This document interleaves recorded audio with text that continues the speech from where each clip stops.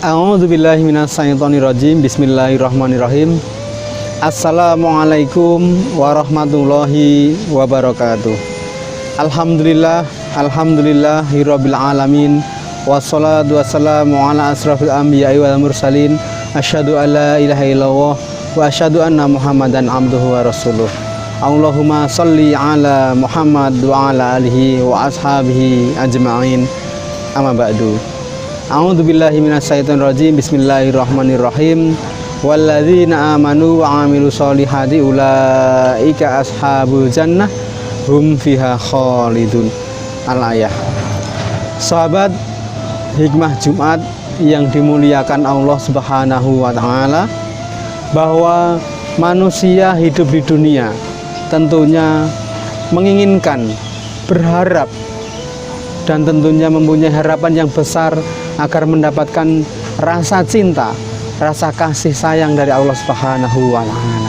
Ini menjadi cita-cita kita bersama, dan tentunya semua makhluk mempunyai harapan yang sama, yaitu mendapatkan cinta dari Allah Subhanahu wa taala. Allah Sang Maha Pencipta, Allah Sang Khalik, Allah yang Maha Rahim, Allah yang Maha Rahman. Maka tentunya kita berharap betul mendapatkan Rahman Rahim dari Allah Subhanahu wa taala. Jamaah hikmah Jumat yang dimuliakan Allah, bahwa pada kesempatan hari ini saya akan menyampaikan 4 golongan yang mendapatkan cinta dari Allah Subhanahu wa taala. Siapakah 4 golongan yang dicintai oleh Allah Subhanahu wa taala? Yang pertama ialah golongan orang yang beriman, dan tentunya dengan imannya itu dimunculkan atau dimanifestasikan atau diaktualisasikan dengan amal soleh. Sebagaimana Allah berfirman dalam Al-Quran surat Al-Ahzab ayat 43, yang artinya, Dialah yang memberi rahmat kepadamu dan para malaikatnya, memohonkan ampunan untukmu agar Dia mengeluarkan kamu dari kegelapan kepada cahaya yang terang, cahaya yang cerah. Dia Maha Penyayang kepada orang-orang yang beriman. Sahabat hikmah Jumat yang dimuliakan Allah Subhanahu wa taala, bahwa golongan yang pertama ialah orang yang beriman, dan tentunya dibuktikan dengan amal soleh. Allah pun berfirman dalam Al-Quran yang berbunyi, walladzina amanu wa 'amilus solihati ulaika ashabul jannah hum fiha khalidun. Bahwa orang yang beramal soleh itu janji Allah ialah tempatnya surga, jannah. Maka mari kita bersama-sama berupaya untuk menggapai jannahnya Allah Subhanahu wa taala dengan iman. Nah, tentunya iman ini menjadi pondasi kita semuanya, menjadi kekuatan kita semuanya, sehingga dengan iman itu kita manifestasikan, kita aktualisasikan dengan amal soleh. Setiap kita berbuat, setiap kita berucap, tentunya dilandasi hanya memohon ridho Allah Subhanahu wa taala, sehingga berupaya kita berharap termasuk golongan yang pertama, yaitu orang yang beriman. Sahabat hikmah Jumat yang dirahmati Allah Subhanahu wa taala, kemudian siapakah golongan yang kedua yang dicintai oleh Allah Subhanahu wa taala? Yaitu golongan orang-orang yang bertakwa. Allah Subhanahu wa taala berfirman dalam Al-Quran surat Ali Imran ayat 76, barang siapa yang menepati janji dan bertakwa, maka sungguh Allah mencintai orang-orang yang bertakwa. Sahabat hikmah Jumat yang dirahmati Allah Subhanahu wa taala, orang yang bertakwa memiliki kepatuhan, mempunyai ketaatan terhadap aturan-aturan agama. Dan tentunya ketika orang yang taat kepada aturan, taat kepada patuh kepada aturan, tentunya ini juga patuh terhadap norma agama, norma susila, maupun aturan-aturan yang ada dalam lingkup masyarakat. Maka orang yang bertakwa tentunya mempunyai kedisiplinan yang tinggi, ya.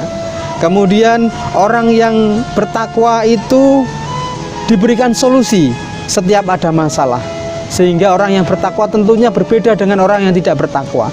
Orang yang bertakwa setiap kali ada masalah mempunyai ada jalan keluar, tidak diselesaikan dengan nada tinggi, emosi, marah, atau mungkin dengan sesuatu hal yang sifatnya menimbulkan resistensi terhadap masyarakat, tetapi dia mempunyai solusi-solusi, di mana solusi itu untuk kebaikan, baik kebaikan diri, kebaikan masyarakat, lingkungan, sanak kerabatnya.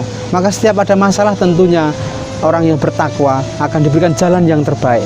Maka berharap betul kita kepada Allah Subhanahu wa taala untuk selalu mendapatkan huda atau petunjuk dari Allah Subhanahu wa taala, sehingga petunjuk itulah yang nantinya menjadikan bagian daripada solusi yang terbaik. Kemudian tentunya orang yang bertakwa itu diberikan oleh Allah Subhanahu wa taala rezeki, di mana rezeki itu datangnya tidak disangka-sangka, dan tentunya rezeki datangnya dari segala arah.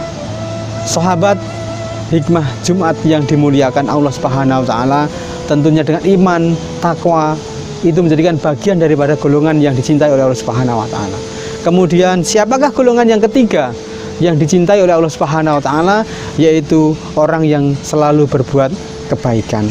Allah Subhanahu wa taala berfirman dalam Al-Qur'an Al-Baqarah ayat 195 yang artinya, dan infakkanlah hartamu di jalan Allah, dan janganlah kamu jatuhkan dirimu sendiri ke dalam kebinasaan dengan tanganmu sendiri, dan berbuat baiklah, sesungguhnya Allah mencintai orang-orang yang berbuat baik.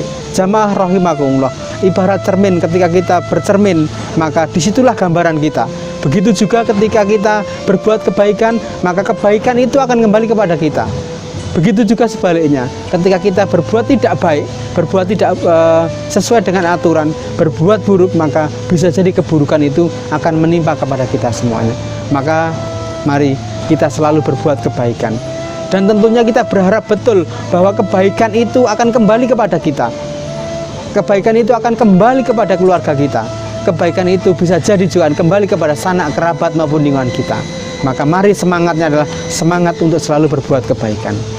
Sahabat hikmah Jumat yang dimuliakan Allah, selanjutnya ialah golongan yang keempat, yaitu golongan yang dicintai oleh Allah Subhanahu wa taala, ialah orang yang berbuat adil.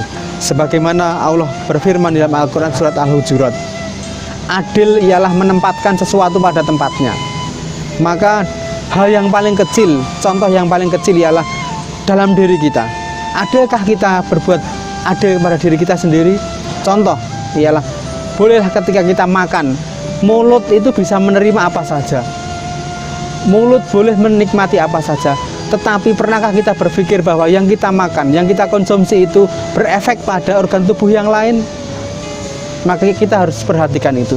Contoh yang paling kecil, ketika kita makan, katakanlah yang rasanya pedas, rasanya kecut, mulut boleh menikmati, tetapi bagaimana efek nanti lambung kita, usus kita, atau pencernaan kita yang lainnya?